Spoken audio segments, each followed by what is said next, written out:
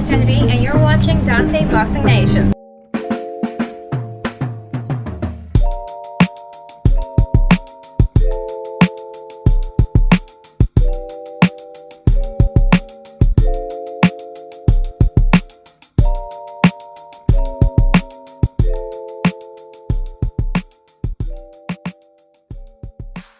Dante's Boxing Nation, what's going on, guys?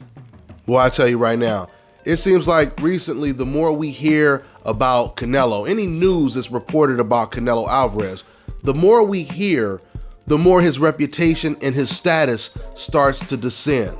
I just did a video the other day because it was reported by Chris Mannix, someone who actually works with DAZN, that Canelo Alvarez is in serious negotiations. Not with David Benavidez, not with Caleb Smith, not with BJ Saunders, not with Jamal Charlo, not with Demetrius Andrade, but who? Ryoto Murata. Ryoto Murata is who he's in serious negotiations with, according to DAZN's Chris Mannix. Now, I told you in that video, I quoted what Chris Mannix said. Chris actually said that maybe if DAZN gives Canelo Alvarez what he wants, then after he gets past Ryoto, then maybe Canelo will give us what we want, meaning DAZN. But I say, how about Canelo Alvarez gives the whole boxing world what they want? And when I say boxing fans, I'm not talking about Canelo fans, because we know what they want.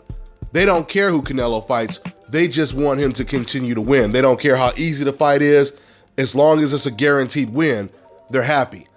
So we're talking about, hopefully, he gives real boxing fans what they want. And that's him fighting against the best, no matter what division he fights at. But according to what Oscar De La Hoya just said in a recent interview, it looks like we're probably not going to get that for quite some time. Because Oscar De La Hoya came out and made it very, very clear. And these are his words. He said that Canelo is at a point right now where he can pick and choose. Matter of fact, let me just quote exactly what he said. He said, Saul's in a position where he can pick and choose who he wants to fight. Canelo's a fighter who always wants to fight the best because he wants to challenge himself. Stepping up to 175 pounds wasn't an easy task, and he passed with flying colors. We will speak to his camp and discuss the possibilities. But I can assure you that the next guy he fights will be another difficult task, will be another historical fight that he'll give us, end quote. First off, let me just ask you this question. How often do you hear a promoter or a manager or an advisor say, so-and-so is at a position right now where he can pick and choose whoever he wants to fight? First of all of these fighters that's on that level, champion status, they're in a position to where they can pick whoever they decide to fight. But the way Oscar De La Hoya said it, especially after this news that he's negotiating with Ryoto Murata, and then there was the reports that Oscar De La Hoya, not a report, well, he actually said it. Then there was Oscar De La Hoya saying that they actually offered Jamal Charlo a fight a year ago, and now that train has already left.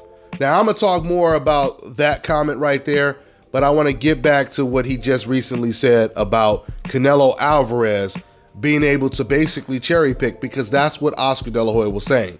He was saying, hey man, if he wants to be a cherry picker, he can be a cherry picker. But then right after he says he can cherry pick, he tells us that Canelo is going to continue to fight the best. He wants to fight the best, and the very next fight is going to be another historical fight. While we're hearing reports that he's negotiating with Ryoto Murata. You know, the stuff that he said, it wasn't consistent. You know, it's kind of conflicting when you hear him say that Canelo Alvarez can cherry pick, and then at the same time say that he's going to fight the best, and he's going to give us another historical fight that's going to be a difficult, task for Canelo Alvarez. It's not adding up, because Canelo Alvarez, Oscar De La Hoya, and the whole boxing world, even Canelo Alvarez fans know, even though they're not going to admit it in the comment section, they all know who the most difficult opponents are for Canelo Alvarez. And it sure ain't Rocky Fielding, a Sergey Kovalev, who's previously been knocked out twice and is towards the end of his career. And it's not a Ryota Murata. I mean, because when you think of a historical fight, we're talking about Sugar Ray Leonard versus Hagler versus Hearns Duran. We're talking about Floyd Mayweather versus Manny Pacquiao, which was looked at as the fight of the century. We're talking about Ali Frazier. We're not talking about Canelo versus Murata or those other fighters that I mentioned that Canelo fought in the past. Let's be honest, Canelo Alvarez fans. Now I'm gonna tell you guys what I truly believe is going on with Oscar De La Hoya and Canelo Alvarez. I wanna put all this in chronological order. You guys remember it was about a month ago where Canelo had came out of nowhere and he started bashing Oscar De La Hoya. He started saying, sometime Oscar, he says stuff when he shouldn't be talking and he doesn't know what's going on, and he said some other stuff, but it got really, really personal. There was obviously a conversation that Oscar De La Hoya and Canelo Alvarez had behind closed doors, and Canelo Alvarez did not like what Oscar De La Hoya said. Now keep in mind, this is around the time that Ryan Garcia and Oscar De La Hoya got into it, where Oscar De La Hoya, he pissed off Ryan by doing an interview, and one of the reporters who was trying to basically promote Ryan Garcia's rise, he said, well, is Ryan Garcia the next big superstar in the sport of boxing? And he said, well, he's good, basically said that, he's good at promoting himself on Instagram, but he said Virgil Ortiz is the real deal. Basically, he was saying that Ryan Garcia is not the real deal. Virgil Ortiz is the real deal. This pissed off Ryan Garcia. Ryan started firing shots off at Oscar, and he said, look, man, if you don't believe in my talents, let me go. Let me go somewhere else, etc., etc., etc. After that happened, all of a sudden, Oscar De La Hoya, he came back and he made a statement basically retracting everything that he said before. And then he started to say, look, Ryan is going to be the biggest superstar. He's going to be the biggest superstar in the sport of boxing, etc., etc., etc. So he did a complete 180 because of the backlash he received. It seems to me the same thing happened with Canelo Alvarez. There were times when Oscar De La Hoya, he kept saying to the public, Canelo's going to have to fight the best to be considered the great, or one of the greats. He's going to have to beat the best. He even went so far as to saying that Canelo has to fight the likes of a Demetrius Andrade, a Jamal Charlo, to be considered great. And he was using himself as an example because when Oscar De La Hoya was in his prime, he fought all of the best fighters in one of the most dangerous divisions at the time, which was the welterweight division. So I truly believe the fallout between Oscar and Canelo Alvarez, it started with Oscar telling Canelo, listen, you're going to have to fight these guys. You're going to have to fight Golovkin a third time. You're going to have to fight Jamal Charlo. You're going to have to fight Demetrius Andrade. Guys, I truly believe that Oscar De La Hoya never agreed with Canelo Alvarez giving up his belt to avoid Jamal Charlo. That's what I truly believe. He never agreed with that. Once again, you got to remember, when Oscar De La Hoya was a welterweight, Oscar De La Hoya fought Trinidad, Ike Corte, Pernell Whitaker, Shane Mosley, all of these guys in the same division, and he never made the fans wait 3 or 5 years for these fights, right? He fought these guys. Now, there's no doubt that Oscar De La Hoya was tough and difficult at the negotiation table, but at the end of the day, he fought these guys. No matter how the fight got made, the fights came to fruition. And I truly believe he's been trying to push Canelo Alvarez to fight the Felix Tito Trinidads, the Ike Cortes, the Shane Mosleys of his era. And Canelo is telling him he doesn't want to fight them. And I think that caused Canelo to go off on the offense and try to basically bash Oscar De La Hoya. And since he pissed off Oscar so much, and Oscar knows that that's his cash cow, right now Canelo is making all of the money for Golden Boy Promotions. Because of that, I believe Oscar De La Hoya, he retracted what he said, just like he retracted what he said when Ryan Garcia retaliated by telling Oscar De La Hoya, if you don't believe in me, let me go. That's exactly what I believe happened. Because it makes no sense to me that Oscar De La Hoya is pushing Canelo Alvarez at one point saying that he needs to fight these guys. He needs to fight the Charlos, the Andres. He needs to fight all of these guys. Then after he says that, Canelo Alvarez comes out and he says, I'm not going to fight Demetrius Andrade because I don't like his style. Which in a certain way is almost like saying, I don't want to fight you because you're not going to make it easy for me. I don't want to fight you because your right hand is too good. I don't want to fight you because your jab is too good. I don't want to fight you because you're too tall. Because your defense is too good. You're not going to let me hit you. You're going to keep moving your head every time I try to hit you, so I'm not going to fight you. That's pretty much what Canelo is saying when he says, I don't like your style.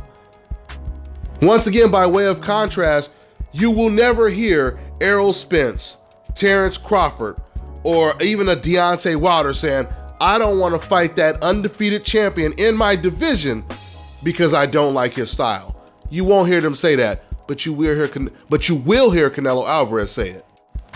And the reason why it's important to make those comparisons, because these Canelo Alvarez fans will always start to cry and say, well, why are you saying this about Canelo, but you're not saying this about this guy or that guy? I just told you why. Because Canelo is the only one making these moves. He is the only fighter that continues to say the things that he says that makes him look horrible.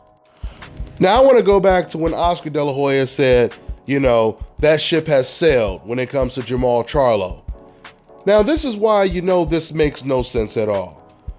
First of all, if it was Oscar De La Hoya or Team Canelo that reached out to Jermall Charlo, that means they had an interest in the fight. That means they wanted that fight for Canelo Alvarez. Now, pay attention to what I'm going to say right here. Remember, Canelo Alvarez was aggressively going after Sergey Kovalev. Sergey Kovalev had turned down the fight the first time. So why wouldn't Sergey Kovalev turn that fight down the first time? How come that ship didn't sail? I mean, because the way Oscar explains it, he says it like it was something they never wanted to do in the first place.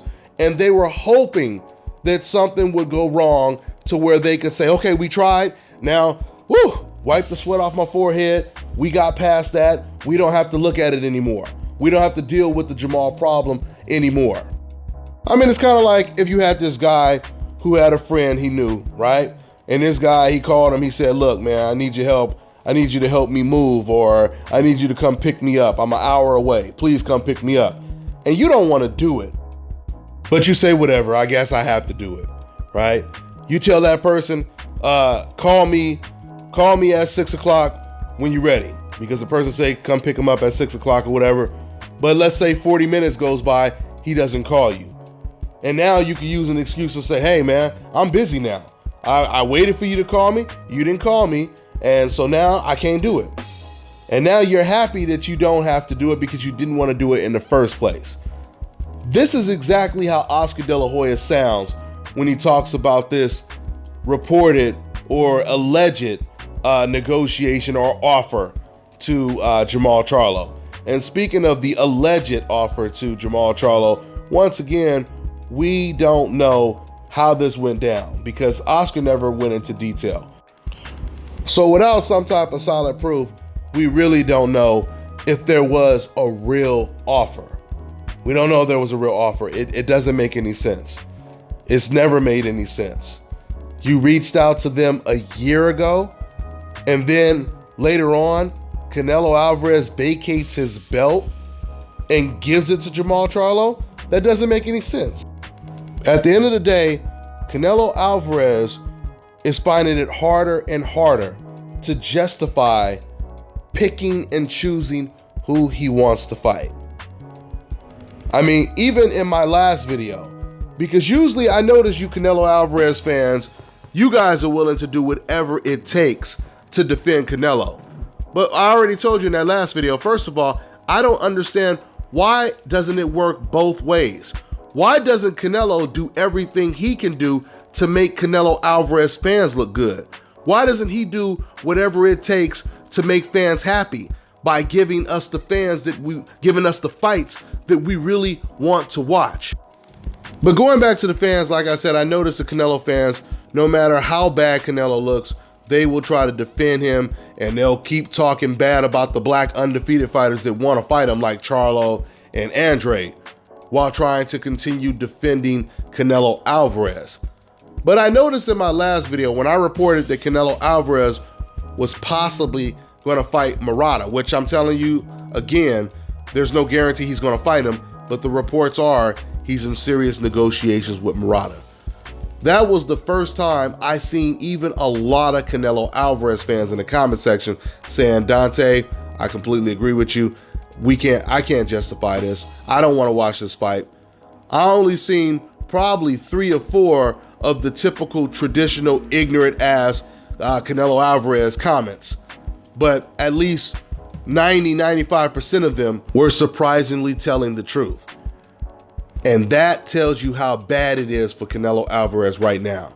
Let's see what Canelo decides to do. But once again, you know, when you have fighters like Terrence Crawford that's doing whatever it takes to pursue a fight with Errol Spence, you have Deontay Wilder, who was willing to give Tyson Fury an immediate rematch when he knows that that was the most difficult fight that he had ever been in. Gave Luis King Kong Ortiz a rematch, a guy that was one of his most difficult fights before. My point is, if you have all these other champions that are really looking to fight the best in their divisions in 2020, and Canelo Alvarez, who usually only fights twice a year, is now negotiating with Ryota Murata. Who is he going to fight this year? Let's see. That's all I got for now, guys. I'm on to the next one.